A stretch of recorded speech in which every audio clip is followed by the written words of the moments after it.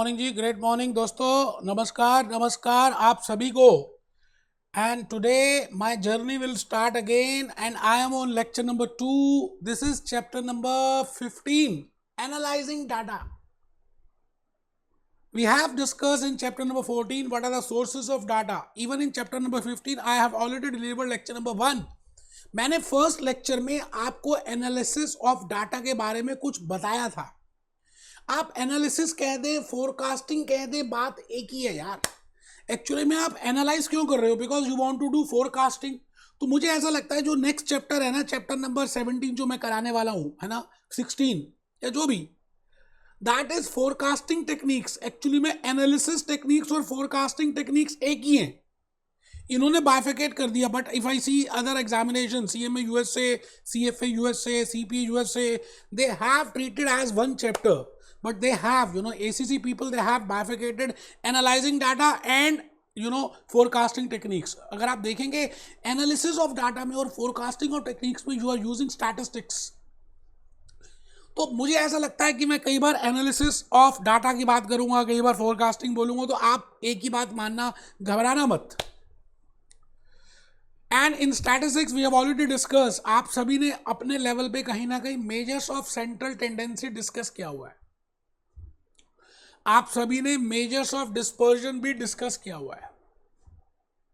तो measures of relationship भी discuss किया. बेटा इन दो चैप्टर्स में, मतलब एनालिसिस ऑफ डाटा में और फोरकास्टिंग टेक्निक्स में, मैंने ये 3 चैप्टर्स ही कराने हैं. इन्होंने बाइफिकेट कर दिए. आई थिंक आप समझ रहे. मेजर्स ऑफ सेंट्रल टेंडेंसी का मीन, मीडियन, मोड, जो हमने लेक्चर नंबर 1 में डिस्कस किया. मेजर्स ऑफ डिस्पर्जन में आप करते थे spread, standard deviation, variance, coefficient of variation, जो आज हम डिस्कस करेंगे. और मेजर्स ऑफ कोरिलेशन में, रिलेशनशिप में we calculate covariance, correlation, which we will be discussing in forecasting techniques. तो ये सब मिलते जुलते भाई बहन ही है जी. आप स्टैटिस्टिक्स कर रहे हैं इस चैप्टर में भी और आने वाले चैप्टर में भी. तो एनालिसिस ऑफ डाटा बोल दें, फोरकास्टिंग टेक्निक्स बोल दें, एनालिसिस टेक्निक्स बोल दें, आप बिल्कुल घबराना मत, ये सब एक ही है जी. आइए रजिस्टर ओपन करेंगे, बेटे कैलकुलेटर जरूर निकाल लेंगे आज. Lecture number 2, ACCA F2 management accounting, chapter 15, analysing data. I have already delivered in lecture number 1 what I mean by mean, what I mean by median, what I mean by mode. ये मैंने आपको lecture 1 में भी इस घड़े को समझाने की कोशिश की थी कि आप एनालाइज करना चाहते हैं, आप फोरकास्ट करना चाहते हैं, आप भविष्य निकालना चाहते हैं, आप ये चेक करना चाहते हैं कि आने वाला समय कैसे होगा. How much will be the sales in the coming year? How much will be the production in the coming year? As we have discussed in budgetary control, we have prepared so many budgets. तो budgetary control में आपने क्या किया था? Analysis of data ही तो use किया था, analysing data ही तो किया था. And you have discuss forecasting techniques. आपने फोरकास्टिंग टेक्निक्स डिस्कस की थी, एनालाइजिंग डाटा डिस्कस किया था. आप अगर याद ना आ रहा हो तो मैंने आपको फिर दोबारा से रिमाइंड करा दिया. In lecture number 1 analysing data we have already covered averaging data. और बेटे एवरेजिंग डाटा में we have discuss measures of central tendency, mean, median and mode. जो एक सेंट्रल वैल्यू की बात करते हैं, मिडिल वैल्यू की बात करते हैं. आज के इस लेक्चर के थ्रू मैं आपको ये बताना चाहूंगा कि what I mean bye measures of dispersion. Measures of dispersion, measures of dispersion कह लें, मेजर्स ऑफ स्प्रेड कह लें, मेजर्स ऑफ डेविएशन कह लें, जहां पर we will be calculating standard deviation, we will be calculating we will be calculating mean deviation. No doubt mean deviation is not in your course, but I will be discussing with standard deviation. What is the logic behind that? Why I want to calculate it? मैं graphically normal curve की help से एक curve बनाऊंगा, graph prepare करूंगा कि आपको logically ज़्यादा समझ आए. उसका फॉर्मूला डिराइव करेंगे. फॉर्मूला डिराइव करने के बाद एक शॉर्टकट मेथड बताऊंगा जो ACC वालों ने कराया है, उसको डिस्कस करेंगे. तो बेटे बड़ा ही इंपॉर्टेंट है. ये लेक्चर नंबर 2 है. और फिर हम इस लेक्चर नंबर 3 में I will be discussing with expected values. And in lecture number 4 I will be doing with normal distributions. तो कहने का मतलब है 4 लेक्चर्स हैं, 4 टूल्स हैं. एनालिसिस टूल्स कह दें, फोरकास्टिंग टूल्स कह दें, एक ही बात है. तो मैंने लिख दिया जी, आज के इस लेक्चर में I will be doing analysis और फोरकास्टिंग मेथड और टूल नंबर 2. आप सब लिखेंगे मेथड्स ऑफ एनालिसिस मेथड्स कह दें, फोरकास्टिंग मेथड्स कह दें, टूल नंबर 2 कह दें, मेजर्स ऑफ स्प्रेड। अच्छा, वैसे स्प्रेड का मतलब आपको पता है, बिखराव, बिखरा हुआ। इट मीन जो डाटा आप ले रहे हैं उसमें कितना बिखराव है, उसमें कितना रिस्क है, क्योंकि ज़्यादा लोग जब बिखरे होते हैं ना, जब आपके विचार बड़े ज़्यादा अलग अलग होते हैं, कभी कुछ आ रहे हैं, कभी कुछ आ रहे हैं, कभी कुछ आ रहे हैं, मतलब पहले विचार का दूसरे विचार से कोई कोऑर्डिनेशन ही नहीं है। इट मीन्स आप बिखरे हुए हो, you are not concentrated, you are not focused. No doubt we have calculated measures of central tendency में मीन निकाल लिया, मीडियन निकाल लिया, मोड निकाल लिया, but the point is we want to see that whether this is, that data has some risk involved, क्योंकि risk तभी होगा जब डेविएशन होगी। डेविएशन का मतलब है डिस्पर्जन। तो मैं आज आपको मेजर्स ऑफ डिस्पर्जन से, मैं आपको मेजर्स ऑफ स्प्रेड से आज आपको ये बताऊंगा that we can calculate the risk of that information. We can calculate कि क्या इसमें रिस्क होने की संभावना है। बेटा, रिस्क तो हर किसी में होने की संभावना है। आप एसीसी का पेपर देकर आते हैं, F1 का, F3 का, आपको लगता है कितने मार्क्स आ जाएंगे, बट स्टिल मन में एक हल्की सी बात होती है कि यार कुछ डेविएशन भी हो सकता है। तो उस डेविएशन को निकालने के लिए हम 3 टूल्स का प्रयोग करेंगे। आप लिख रहे हैं, पहला नाम है स्टैंडर्ड डेविएशन, जो मैंने एक बड़े प्यारे से वीडियो को कट करके आपके लिए रखा है, और बेटे इतना बढ़िया एक्सप्लेन किया स्टैंडर्ड डेविएशन की मैं बता नहीं सकता। दूसरा उसके बड़े पापा वेरिएंस, और तीसरा कोफिशिएंट ऑफ वेरिएशन। मैं इसके क्वेश्चंस भी कराऊंगा, इनकी बातें भी सीखेंगे। तो आप सभी इस समय स्टैंडर्ड डेविएशन लिख रहे हैं, वेरिएंस लिख रहे हैं, कोफिशिएंट ऑफ वेरिएशन लिख रहे हैं, ठीक है जी। तो अभी मैं एक छोटा सा 10 मिनट का लेक्चर पेस्ट कर रहा हूं, फिर मैं इसके ऊपर सारे क्वेश्चंस कराऊंगा। बेटे मैं सच कह रहा हूं, आपको ईमानदारी से बता रहा हूं कि मैं आपको लॉजिक देना चाहता हूं, मैं शॉर्टकट नहीं। देखिए, आपके इस लेक्चर में जो मैं अभी लूंगा, स्टैंडर्ड डेविएशन की बातें हम करेंगे। स्टैंडर्ड डेविएशन में मैंने कहा कि एक simple way, a very simple measure, जैसे कपड़े को काटना हो तो एक सीजर की जरूरत होती है, कैलकुलेशंस करनी हो तो कैलकुलेटर की जरूरत है, it is a tool. Similarly if I want to calculate the risk of a data or of a information, then I calculate, for that calculating that risk I will be using a tool named as standard deviation. तो मैंने एक लिखा है, आप लिखेंगे, अभी लिखेंगे बेटे, standard deviation, variation, a simple way to calculate risk is to find out range of possible returns.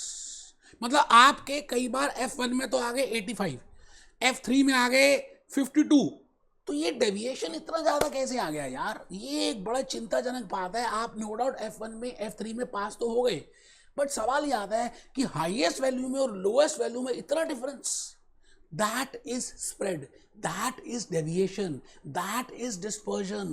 It can be calculated with the help of a tool named as standard deviation, where we will be doing difference between highest and the lowest value. मैं वहां पर highest और lowest value की बातें करूंगा। मैं आपके सामने लेक्चर नंबर 4 में नॉर्मल कर्व जब कराऊंगा तो उसको इस तरह से बनाने वाला हूँ, बेल शेप्ड, घंटी। जैसे आप मंदिर में जाएं, आप गिरजाघर में जाएं, घंटी होती है, बेल।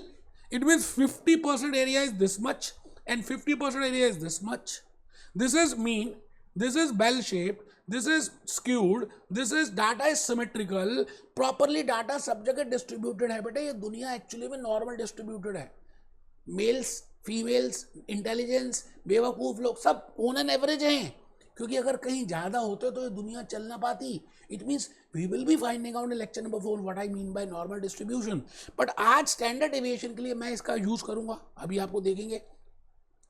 उसके बाद मैं कहूँगा कि सपोजिंगली मुझे दूरी निकालनी है, एक आप यहाँ पे खड़े हैं, आपसे दूर कौन है, रामलाल दूर है या ज़्यादा मोहनलाल दूर है। I want to calculate, bank middle value पे खड़ा हूँ, so I will be calculating the standard deviation here and the standard deviation here. It is but natural that this person has a higher huge standard deviation. तो दोस्तों, standard deviation is a tool, अभी मैं lecture में बताऊंगा, आप एक बार लिख लें, it is a tool of measure of deviation, dispersion और डिफरेंस।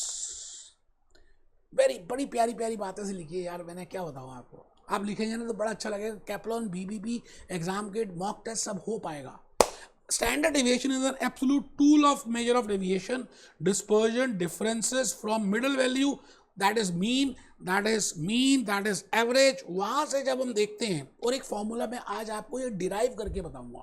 बेटे आपने पहले इसको फॉर्मूले को भी लिखना है, मैं आने अभी अभी 2 मिनट के बाद इसको डिराइव करूंगा कि why I am using square root, why I am calculating the deviation from mean. तो सिग्मा, सिग्मा का मतलब है summation x minus X bar whole square upon n under the root. अगर प्रोबेबिलिटीज दी होंगी लेक्चर 3 में, I will be telling you what I mean by probability. वैसे probability का मतलब है the chance of occurring of an event, कि भाई वो होने की आशंका। F3 का पेपर आप देकर आते हैं, 60% चांस है कि आप पास हो जाएंगे, it mean 60% is a probability. तो मैं यहाँ पर sigma P D square upon sigma P करेंगे, अंडर द रूट करेंगे। Higher the standard deviation high will be the risk, मतलब जितनी डेविएशन ज़्यादा होगी उतना रिस्क ज़्यादा होगा। ऐसा क्यों है मैं अभी आपको बताऊंगा। और उसके बाद हम एक शॉर्टकट मेथड करने वाले हैं जो आपके ACCA, कैप्लॉन और BBB में गिवन है। मैं आपको पहले लॉन्ग मेथड से कराऊंगा, फिर आपको शॉर्टकट मेथड से कराऊंगा, और आपको लॉजिकली समझ भी आएगा कि ये शॉर्टकट मेथड का लॉजिक है। लेकिन आप लिख लें sigma F X square upon sigma F minus sigma F X upon sigma F whole square and whole under the root, square root. दोस्तों मैं आपको सही कह रहा हूँ, आपने ईमानदारी से सारी बातें समझनी है। मैं एक छोटा सा वीडियो अटैच कर रहा हूँ, उसमें मैंने स्टैंडर्ड डेविएशन का कंसेप्ट समझाया है, आप लॉजिकली समझना, और फिर मैं क्वेश्चंस कराने के लिए आता हूँ कि भाई ये होना चाहिए। In the last lecture we have seen that expected value कैसे निकालते हैं। मैंने एक एक्सपेक्टेड वैल्यू कैलकुलेट कर दी, प्रोबेबिलिटीज की हेल्प ली, आउटकम की हेल्प ली, और मैंने I have calculated that this is the expected value of the sales और this is the expected value of the cash flow. अब मैं ये चेक कर रहा हूं कि जो मैंने एक्सपेक्टेशंस कैलकुलेट किया है वो ना हो, उसमें कितना डेविएशन हो सकता है। You know, what is the possibility of having a deviation in the figure, in the average, in the expected value which I have calculated? That deviation, you know, I want to calculate. Because as a management accountant, I have to also see that what can be the chance, what can be, you know, what can be, how much my actual figures can deviate from the expected value. The report which I have given to Mukesh Ambani, that we will be earning this much expected value as the next year, how much can be the deviation in that expected value? So that deviation as a management accountant I want to calculate, and it can be calculated with the help of standard deviation. तो बेटे हम forecasting कर रहे हैं, हम भविष्य को निकाल रहे हैं, हम भविष्य में बजट्स बनाना चाहते हैं। I want to prepare sales budget, I want to prepare production budget, I want to go over the methods, I want to prepare a budgeted financial statements, but for that I should be aware of forecasting techniques. तो मुझे deviation निकालना है, दूरियां निकाल रहा हूं कि मैं एवरेज से कितना दूर हूं, और ज्यादा स्टैंडर्ड डेविएशन, ज्यादा दूरियां, it is not a good tool. तो पहला फर्स्ट पॉइंट लिखेंगे, risk is the possibility of deviation from expected values. Risk, risk क्या है यार? जो मैंने सोचा था वो ना हो, उसी को तो बोलते हैं risk. It means risk is the possibility of deviation. Risk is the possibility of deviation from expected return या expected figure या expected value। जो भी कुछ मैंने expect किया वो ना हो, that deviation is there, it is risk. Now risk can be calculated by different ways. हम operating leverage, financial leverage CMA USA part 2 में करते हैं, but in this part 1 I will not be using operating leverage, I will not be using financial leverage, I will be using a tool named as standard deviation. बेटे मैं आपके हाथ में एक tool दूंगा, जैसे मेरे हाथ में कैलकुलेटर है, इस टूल की हेल्प से I can calculate the figures. मेरे हाथ में एक इलेक्ट्रॉनिक मार्कर है, I can calculate the figures. I have a tool, marker, highlighter. इसी तरह से management accountant has one tool for forecasting the deviation, it is named as standard deviation. तो second point लिखेंगे, risk can be graphically defined by the normal curve. बेटे आप normal curve से भी risk को, डेविएशन को कैलकुलेट कर सकते हो। I think in the last lecture मैंने आपको बताया था that this is a normal curve. इसकी स्क्यूनेस, इसका कोटोसिस, इसका 50% एरिया यहां फॉल करता है, 50% एरिया यहां पे फॉल करता है। आई have told you in the last lecture. और अगर आप देखें तो डाटा नॉर्मली डिस्ट्रीब्यूटेड होता है इस दुनिया में। अगर आप कोई भी डाटा को देखें तो बेटे normally it is being distributed, and if I calculate the mean, you know, this is the mean, this is the expected value which we have calculated in the last lecture. अब सवाल आता है कि जो एक्चुअल डाटा है, suppose करते हैं ये मीन है, मैं यहाँ पे खड़ा हूँ और एक मेरा दोस्त यहाँ पे खड़ा है, तो बताओ मैं ज़्यादा दूर खड़ा हूँ या मेरा दोस्त ज़्यादा दूर खड़ा है? इट इज़ बट नेचुरल कि मैं ज़्यादा दूर खड़ा हूँ from the mean, from the average. It can be in this side और it can be in this side, कहीं भी हो सकता है. बात ये नहीं है कि इस कोऑर्डिनेट में या उस कोऑर्डिनेट में. बात इस समय है दूरियों की. दूरियां नज़दीकियों में बदली. इट मीन्स अगर मैं ज़्यादा दूर हूँ तो मैं ज़्यादा डेविएट कर रहा हूँ, मैं ज़्यादा रिस्की हूँ. इसका मतलब मैंने सोचा था कि मेरे परसेंटेज मेरे 70% आएंगे, but my actual marks came to 40%. It means जो मैंने सोचा था उसमें कहीं ना कहीं एस्टिमेशन में गलती थी. I want to calculate, I want to find out कि मेरी जो फोरकास्टिंग मेथड्स हैं वेदर दे आर एक्यूरेट और नॉट, तो उसमें भी हेल्प करेगा आपको स्टैंडर्ड डेविएशन. तो बेटे मैं क्या करूँगा, मीन से, एवरेज से, म्यू से, एक्सपेक्टेड वैल्यू से यहां तक की दूरी निकालूंगा. दूरी, हाँ दूरी. दूरी कैसे निकालते हैं? यहां खड़ा हूं मैं, माइनस दिस पॉइंट, इसमें से दूरी निकाल लेंगे. I can calculate the difference, I can calculate the deviation, and that deviation is named as standard deviation. तो आप लिखेंगे third point, a simple way to measure risk. There are different ways my dear friends. In part 2 in corporate finance we have discussed operating leverage, financial leverage, combined leverage. But in part 1 in regard to calculation of return, risk, बेटे section B part 2 में अलग से risk का एक part है, risk and return. वहाँ पे मैं ऑपरेटिंग लिवरेज की बातें करता हूँ, ऑपरेटिंग लिवरेज, फाइनेंशियल लिवरेज की बातें करता हूँ. But in this CMA USA part 1 examination specifically in section B I am talking of risk in the respect of standard deviation. I want to use the statistics. तो standard deviation को use करेंगे तो आप लिखेंगे a simple way to measure risk is to find out the difference between highest and the lowest. अच्छा मुझे बताओ, आपने कोई चीज़ सोची, ये सोचा, ये सोचा, सोचा, हाँ सोचा, सोचा तो क्या? मुंगेरी लाल. मुंगेरी लाल के हसीन सपने, दैट इज अ फिक्शन. अब आप क्या सोचेंगे कि ज्यादा से ज्यादा क्या हो सकता है और कम से कम क्या हो सकता है किसी भी चीज में, किसी भी सिचुएशन में. तो you can find out the difference यार, दैट इज डेविएशन. आप नंबर सोच रहे हैं, कुछ भी आ सकते हैं. आपने मार्क्स लगाए कि यार मेरे इतने नंबर आ सकते हैं.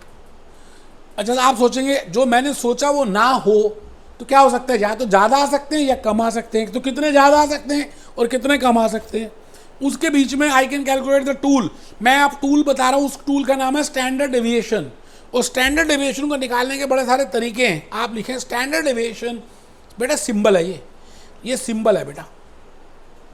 स्टैंडर्ड डेविएशन का ये सिंबल है. It is a absolute tool. मैं अभी बताऊंगा एब्सोल्यूट का मतलब क्या है. जैसे मैं आपसे पूछूं कि Apollo tyres has earned how much profit in 2025, 26 and 26, 27. आप मुझे आंसर दें 15 CR and 85 CR. Late it be like this. It means आप मुझे एब्सोल्यूट बता रहे हैं. मैं इससे कंपेयर नहीं कर सकता कि अपोलो टायर्स अच्छा काम कर रहा है या गंदा काम कर रहा है, because that is a absolute tool. तो gross profit in rupees, in dollars जो गिवन है, in pounds, in euros, that is a gross profit in absolute. But मैं अगर आपको ये कह दूं कि okay I am giving you gross profit ratio, let it be 10% and let it be 8%, तो आप कहेंगे that in 25, 26 Apollo Tyre is not doing a good task because it has been decrease, the gross profit ratio has been decrease from 10% to 8%.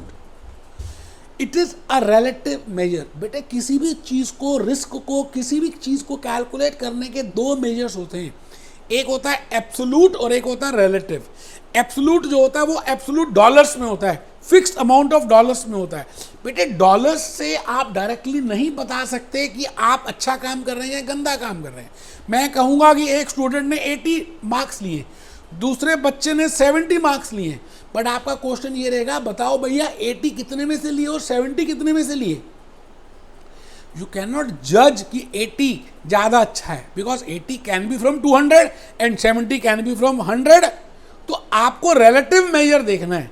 It means gross profit in dollars in constant amount is not a good measure. But no doubt हम standard deviation की बात कर रहे हैं. मैं समझाना चाह रहा था कि स्टैंडर्ड डेविएशन एक एब्सोल्यूट टूल कैसे है और ग्रॉस प्रॉफिट रेशियो एक रिलेटिव टूल कैसे है. ठीक है जी. तो आइए आइए लिखते हैं, ऊपर हेडिंग लिखिए, standard deviation is a absolute tool. I think अब आपको समझ आ रहा होगा कि why it is a absolute tool, absolute measure of risk. It is deviation from expected value. जो आपने सोचा था और जो हो गया, प्यार तो होना ही था, जो हो गया माइनस जो सोचा था। आपने क्या सोचा था? That you will be having expected value, but actually में the actual figures, the actual fact is more than that और it is less than that. So that deviation is to be calculated with the help of a tool named as standard deviation. जितनी ज्यादा दूरियां होंगी उतने ज्यादा मतभेद होंगे, उतनी ज्यादा डिफरेंसेस होंगे, उतना ज्यादा रिस्क इन्वॉल्व है. It mean higher the standard deviation, high will be the risk. बेटे लॉजिकल है, समझना है. एमसीक्यूज आते हैं, ऐसे टाइप आएगा. आप ढीले मत बने, कमर सीधी करके बैठे. आप में से कुछ बच्चे सोच रहे हैं बकवाक बकवाक ऐसे ही करता जा रहा हूं. बेटे सारी बातों का रेलेवेंस है ऐसे टाइप में, एमसीक्यूज में, लॉजिक्स में, कंसेप्ट्स में. Higher the standard deviation, question है why higher the standard deviation better it is? Because it is more than, it has a more difference from the mean value, from the average value.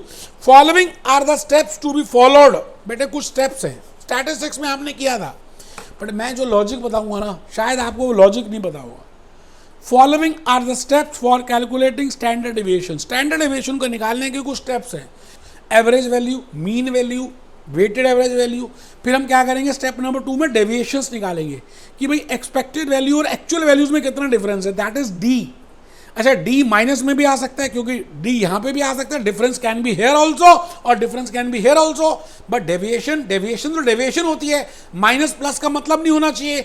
इसलिए हम deviation का whole square करते हैं, क्योंकि whole square करने से minus का sign हट जाता है. समझ आई? स्टैंडर्ड डेविएशन के स्टेप्स के लॉजिक बता रहा हूं यार. और ज्यादा क्या, भूपेश आनंद को अपने साथ ही ले जाओ घर के अंदर. Step number 1, calculate expected value. Step number 2, calculate deviation, that is x minus x bar. Step number 3, calculate deviation square, d square, expected value. फिर pd square and then क्योंकि हमने स्क्वायर कर दिया था, उसको एक्चुअली में तो कम करना है, तो फिर हम उसका स्क्वायर रूट निकालेंगे. बेटे बड़े प्यारे से लॉजिकल से स्टेप्स हैं, रटना कुछ है ही नहीं यार. Calculate expected value, calculate deviation, calculate deviation square, calculate sigma PD square and calculate the expected square root. खत्म. तो आपने बचपन में ये फॉर्मूला देखा होगा, standard deviation of sigma PD square upon sigma P. वैसे आप सिग्मा P नीचे ना भी लिखें तब भी एक ही बात है. बताओ क्यों? क्योंकि सिग्मा P तो 1 ही आएगा भाई. टोटल ऑफ प्रोबेबिलिटी तो 1 ही होगा ना. तो आप इसको ऐसे भी लिख सकते हैं, ऐसे भी लिख सकते हैं, सिग्मा PD स्क्वायर. बेटा 1 से भाग करें या ना करें एक ही बात है. अच्छा, स्टैंडर्ड डेविएशन ना एक स्क्वायर रूट से ना फिगर छोटी आ जाती है.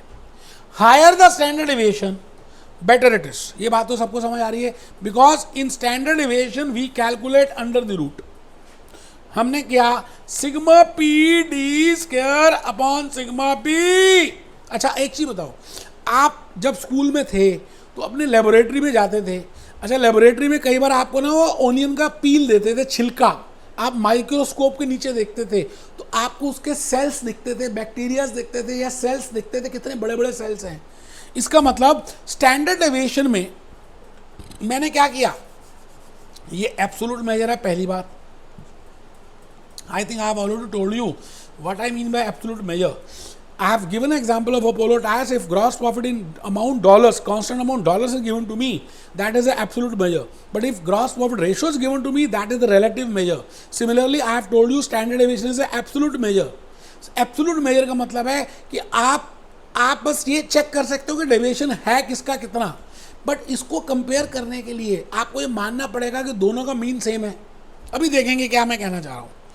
तो आपने क्या करना है, अगर हम इसको माइक्रोस्कोप में देखें तो हम क्या करेंगे, हम स्टैंडर्ड डेविएशन का स्क्वायर निकाल लेंगे जिससे कि हमें थोड़ी सी फिगर दिख जाए। इसको बोलते हैं variance. So variance is equal to sigma P D square.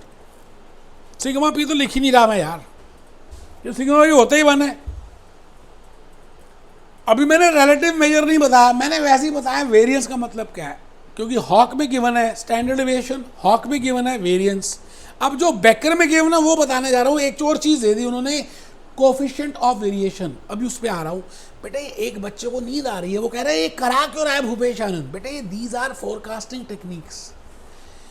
आपने जो अनुमान लगाया वो अनुमान ना हो, उसके होने की क्या संभावना है, क्योंकि आपने अनसर्टेनिटी के लिए कैलकुलेट किया है, फ्यूचर के लिए कैलकुलेट किया है, भविष्य काल के लिए कैलकुलेट किया है।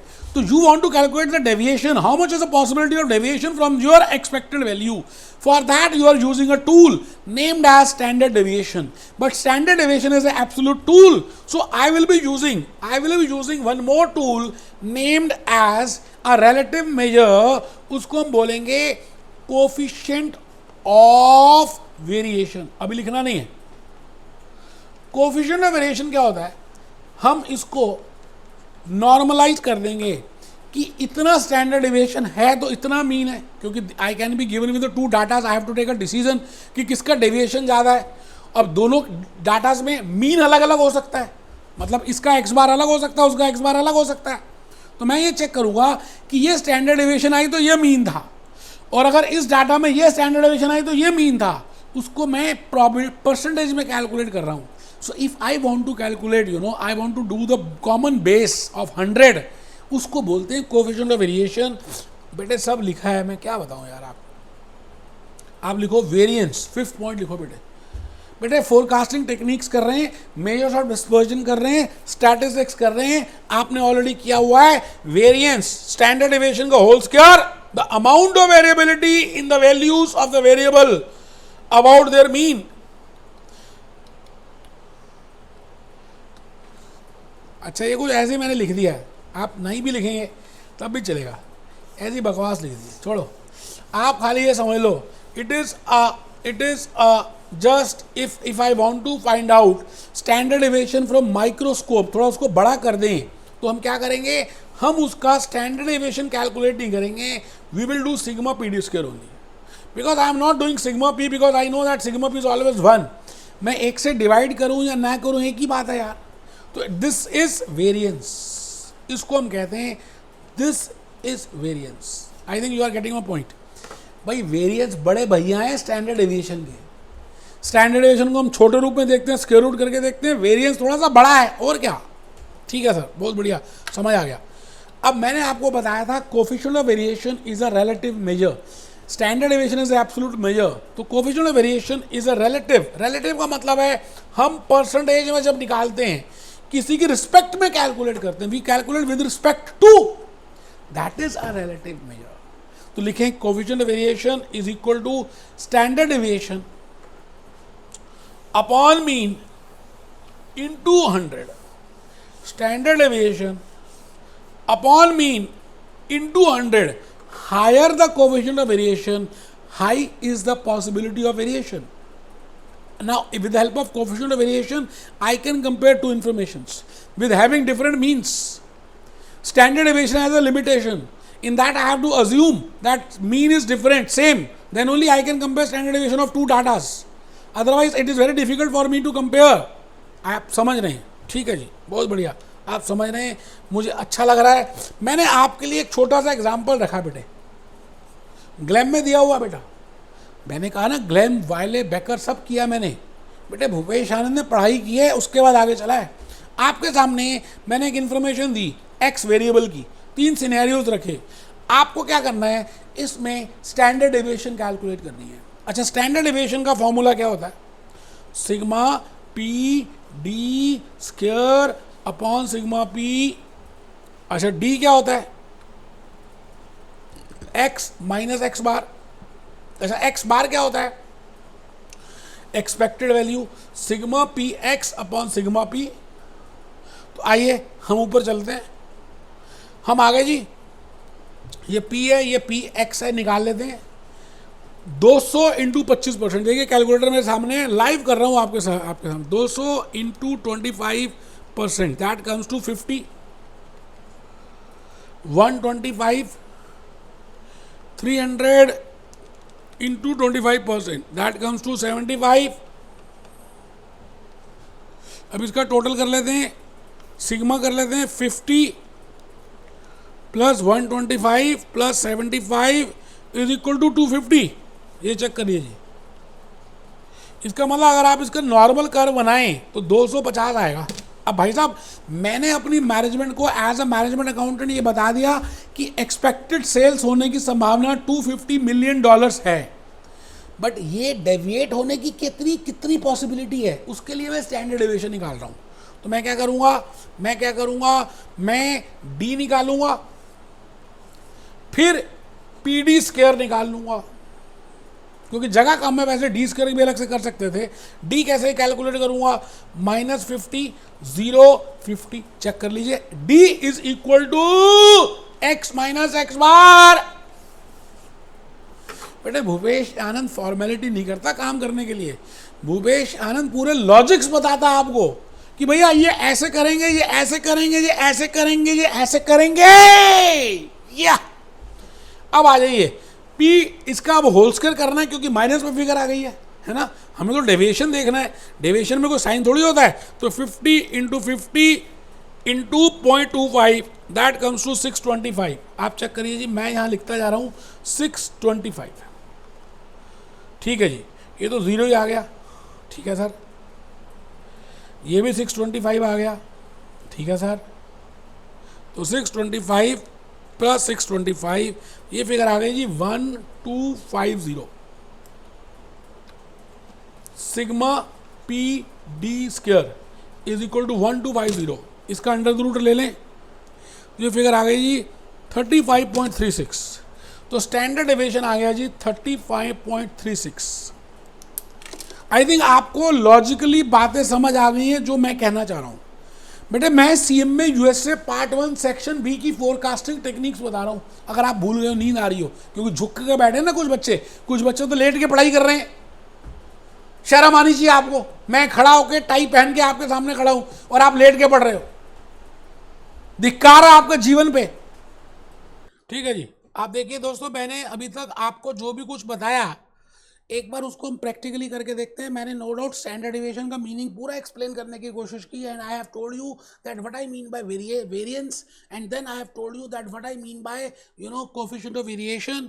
अब आप ये वैल्यूज निकालते क्यों हैं, ये शॉर्टकट मेथड भी बताया, अभी हम प्रैक्टिकल में करने जा रहा हूँ। तो मैं अभी कैप्लॉन के बुक से इलस्ट्रेशन भी हम डिस्कस करेंगे, टेस्ट योर सेल्फ भी करेंगे, no doubt we have discuss the case study.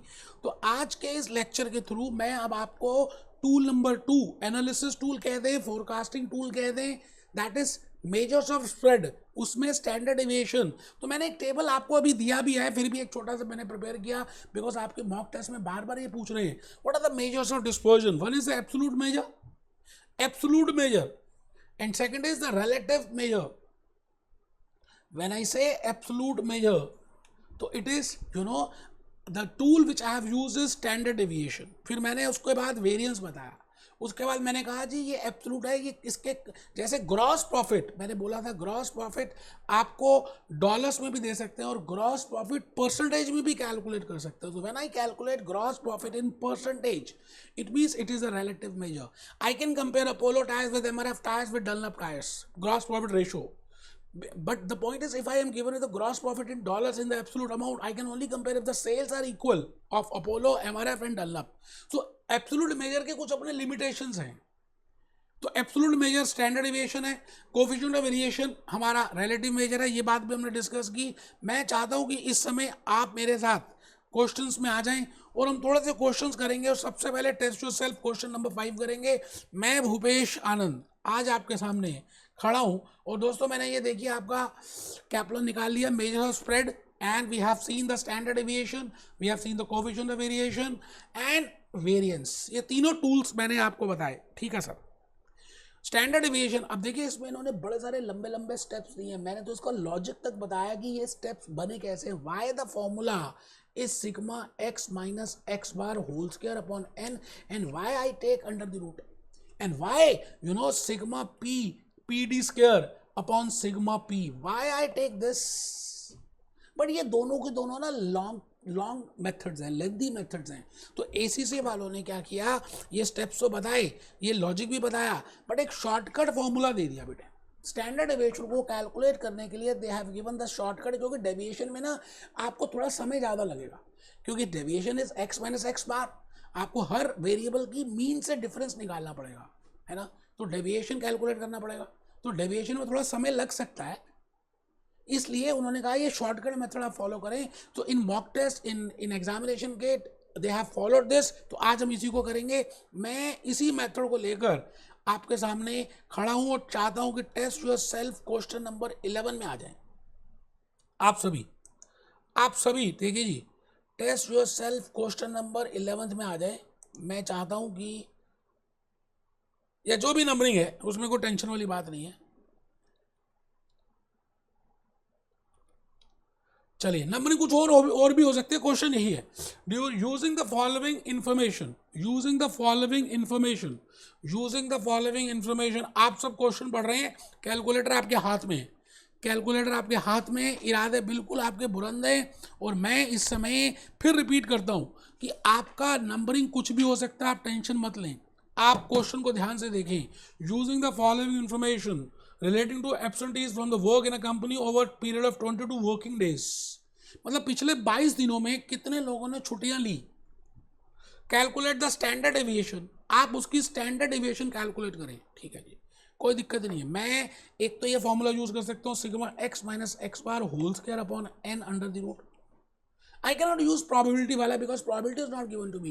But this is a long method. I have to use short method, that is sigma fx square upon sigma f minus sigma fx upon sigma f whole square under the root. बेटे अभी आपको ये छोटा लग रहा है, shortcut method सच में shortcut है, क्योंकि उसमें फिगर्स छोटी हैं, तो इसलिए आपको टेंशन नहीं लेनी. लेकिन बेटे कहते हैं जब तक आप अपने आप करेंगे नहीं, कैलकुलेटर से नहीं करेंगे, टेबल नहीं बनाएंगे, रजिस्टर नहीं रखेंगे अपने सामने, क्या होने वाला यार. मतलब मैं उल्टा भी लटक जाऊँ तब भी कुछ नहीं होगा. तो आइए सभी के सभी आ जाएं. और क्वेश्चन को हम प्यार से कर रहे हैं, ऊपर लिख रहे हैं test yourself question number जो भी है, table showing calculation of standard deviation of absenteeism. ठीक है जी. फर्स्ट कॉलम मैंने प्रिपेयर किया एक्स का, फिर एफ का, फिर एफ एक्स का और एफ एक्स स्क्वायर का. अच्छा, इसमें भी 4 कॉलम बनेंगे. वैसे लॉन्ग मेथड में 5 कॉलम्स बनते हैं, एक डेविएशन का भी बनता है, बट इसमें ना आपके माइंड में प्रेशर कम आएगा. आप देखना कितनी जल्दी हो जाएगा विदाउट एनी प्रेशर. बट अगर आप डेविएशन वाला लॉन्ग करते हैं ना, लॉन्ग मेथड, उसमें कुछ ज़्यादा सोचना पड़ता है, ध्यान रखना पड़ता है. No doubt that is also okay. ठीक है. तो आइए, मैंने लिखा जी x की वैल्यूज 2, 2 बार एब्सेंट हुए, 3 बार हुए, 4 बार हुए, 5, 6, 7, 8. 2 बार एब्सेंट हुए तो पिछले 22 दिनों में 2 बार हुआ ऐसा, फिर 3 एब्सेंट हुए, 4 बार हो गया, और फिर 5 बार इतने हो गए. फ्रीक्वेंसी गिवन है, और आप देखिए जी 22 दिनों की फ्रीक्वेंसी गिवन है, तो मैंने 22 यहाँ पे लिख भी दिया, आपके सामने की बात है. अब मैंने आपको कहा था कि I have to follow standard deviation and I will be using this shortcut method, that is sigma F X square upon sigma F minus sigma F X upon sigma F whole square whole under the root. तो आप आइए जी, F X square, F X निकाल लेते हैं. F X 4, 12, 20, 18, 21, 24. अब देखिए मेरे माइंड में प्रेशर ही नहीं पड़ा, मैं खाली बात डेविएशन में सोचना पड़ता है, गलती हो सकती है, प्लस की माइनस की. अच्छा, एफ एक्स स्क्वायर. अच्छा, मैं तो ये कहूँगा कि आप ना एफ एक्स स्क्वायर के लिए पहले एक्स स्क्वायर का एक कॉलम और बनाना चाहे बना ले. वैसे यहाँ छोटी फिगर्स हैं, कोई ज़रूरत नहीं है. 2 2 jar 4, 4 2 jar 8, 3 3 jar 9, 9 4 jar 36, 4 4 jar 16, 16 3 jar 48, 5 5 jar 25, 25 4 jar 100, 6 6 jar 36, 36 into 3 108, 7 7 jar 49, 49 into 21, that comes to 1029. 8 8 jar 64 into 3, that comes to 192. मुझे लग रहा है थोड़ा सा मैंने शायद ये गलत कर दिया. ये आएगा बेटा 147. और टोटल चेक करिए जी, टोटल आना चाहिए 639. अब आपने फॉर्मूला लगा लिया, आपने सिग्मा एफ एक्स स्क्वायर ये रहा जी, सिग्मा एफ एक्स ये रहा जी, सिग्मा एफ एक्स ये रहा जी, सिग्मा एफ एक्स ये रहा जी। ध्यान से देखना है कि आपने होल स्क्वायर कहाँ पे करना है और उसके बाद अंडर द रूट कैसे करना है। बड़ा सिंपल स्टेप्स है जी कैलकुलेटर के। आप क्या करो, पहले 639 डिवाइडेड बाय 22 कर दो, ये आ गया 29.045 माइनस, ठीक है जी, माइनस। आप क्या करो 11,111 डिवाइडेड बाय 22 कर दो, इंटू 5.045 कर दो, सारी वैल्यूज आ गए, तो ये आ गया जी -25.45 आराम से ये चेक करिए, ये वैल्यूज आ रही हैं। अब आपने क्या करना है, 29 माइनस 0.435, अच्छा 29.0435 माइनस 25.045, ये आ गया जी 3.985। इसका अंडर रूट निकाल लीजिए, ये देखिए स्क्वायर रूट है, स्क्वायर रूट कर दीजिए, तो ये आ गया जी 1.99 आराम से।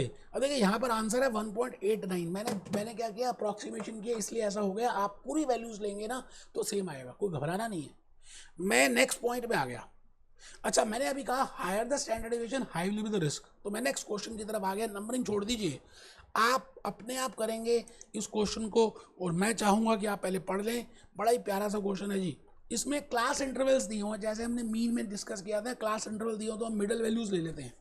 तो using the following information find out the standard deviation. तो इसमें क्लास इंटरवल दिए हैं, तो 350 plus 360 divided by 2, 360 plus 370 divided by 2, 370 plus 380 divided by 2, 380 plus 390 divided by 2, 390 plus 400 divided by 2, and this is frequency, this is x जो value आएगी। उसके बाद क्या बेटा, एक कॉलम बनाइए एक्स स्क्वायर का, एक कॉलम बनाइए एफ एक्स स्क्वायर का, एक कॉलम बनाइए एफ एक्स का, आराम से हो जाएगा। मैंने इसको भी सॉल्व किया दोस्त, आइए, मैंने एक भी चीज़ छोड़ी नहीं। हेडिंग लिखिए table showing calculation of standard deviation. मैं भूपेश आनंद ऊपर लिख रहा हूँ table showing calculation of this. मैंने पहला कॉलम बनाया एक्स। बेटे हिम्मत करनी है, ड्रॉ करना है, हाथ से करना है, नो डाउट कंप्यूटराइज पेपर है, बट एक बार प्रैक्टिस करके देखिए, ठीक है जी। एक्स एफ एक्स स्क्वायर, अच्छा ये, अच्छा इसमें अगर करना है तो आप एक्स स्क्वायर भी कर सकते हैं, वैसे जरूरत नहीं हो तो कैलकुलेटर उसी समय करेगा, है ना। तो एक्स की वैल्यू चेक करिए, मैंने 355 कैसे निकाली, lower interval plus higher interval divided by 2, lower plus higher divided by 2, lower plus higher divided by 2, lower plus higher divided by 2। F की वैल्यू आ गई 46543। फिर एफ एक्स निकाल लिया, जी, एफ एक्स निकाल लिया, X into F, this is F X. फिर X square F X square निकाल लिया, पहले इसका स्क्वायर किया और फिर एफ से गुणा किया और फिर ये वाली वैल्यू लिख दी। इजी है, करेंगे, गलती होगी तभी तो समझ आएगा। तो चलिए जी, सिग्मा एफ एक्स स्क्वायर, ये वाली वैल्यू आ गई, sigma F X square, X square की वैल्यू निकालने की जरूरत नहीं है, नीचे शॉर्टकट फॉर्मूला लगाइए, sigma F X square upon sigma F minus sigma F X upon sigma F whole square whole under the root. बेटे practice makes the man and practice makes the women perfect, ये एक shortcut method है जब आप बिना deviation के भी कर सकते हैं। फिर मैंने आपको कहा था जी आपको धीरे धीरे कोफिशिएंट ऑफ वेरिएशन समझना है। मैंने कहा था जी coefficient of variation is a relative measure, because हम दो झुंड को कंपेयर तभी कर सकते हैं। I can not compare 8th class with 5th class, so for that I should have a relative measure. मैं 8th क्लास के दोनों बच्चों को कंपेयर कर सकता हूँ, बट 8th को 5th के साथ कैसे करूँ, या 9th क्लास के बच्चों को 12th के साथ कैसे करूँ। हाँ, मैं अगर उसके 9th के परसेंटेज कैलकुलेट कर लूँ और 12th की परसेंटेज कैलकुलेट कर लूँ तो आई कैन कैलकुलेट। तो मैं आज आपके सामने यहीं पर आ रहा हूँ, टेस्ट नेक्स्ट क्वेश्चन की तरफ हम बढ़ रहे हैं, और जहाँ पर हमें बताया गया कोफिशिएंट ऑफ वेरिएशन 100 से मल्टीप्लाई करना, करें नहीं करना मत करें, कोई टेंशन नहीं है, ठीक है सर। आइए जी, test yourself question number 13। In country P, वो कहता है ये कंट्री पी है, ठीक है, the coefficient of variation for the salaries of trainee accountant is 40%। मतलब जो आप सैलरी देते हैं अकाउंटेंट्स को, ट्रेनीज को, उसमें जो डिफरेंस आता है, बदलाव आता है, कोफिशिएंट ऑफ वेरिएशन 40% का है। And in company Q is 60%. बेटे higher the coefficient of variation, high is the deviation, and when I say high is the deviation, it means high is the risk. Because I can compare now, because coefficient of variation दिया है country P का और country Q का। अगर standard deviation दिया होता तो मैं कंपेयर नहीं कर सकता था, क्योंकि बड़े सारे पैरामीटर्स डिफरेंट है। But I have calculated the relative parameter. अब आपको बताना है कौन सी स्टेटमेंट ठीक है। In P the 40% of training accountant have a below average salary, ये तो ठीक नहीं है भाई साहब। In Q the lowest salary, ये भी ठीक नहीं है भाई साहब। Salary of training accountant are more valuable in Q, ये ठीक लग रही है बेटे। क्यू की जो सैलरी है, कंट्री क्यू में जो सैलरी है, क्योंकि उसका कोएफिशिएंट ऑफ वेरिएशन 60% है, मतलब बदलने की ज़्यादा संभावना है क्यू के अंदर। इट मीन्स वो चाइना जैसे हैं, कभी भी कुछ भी कर देते हैं, डिक्टेटरशिप है। तो आपको उस कंट्री में जाने से पहले, जॉब करने से पहले सोचना पड़ेगा, because high the risk, high is the deviation, high will be the risk. So coefficient of variation आप ऐसे निकाल सकते हैं। और बेटे नेक्स्ट लेक्चर में मैं एक्सपेक्टेड वैल्यू लेक्चर नंबर 3 में कराऊंगा। Be happy, B jolly.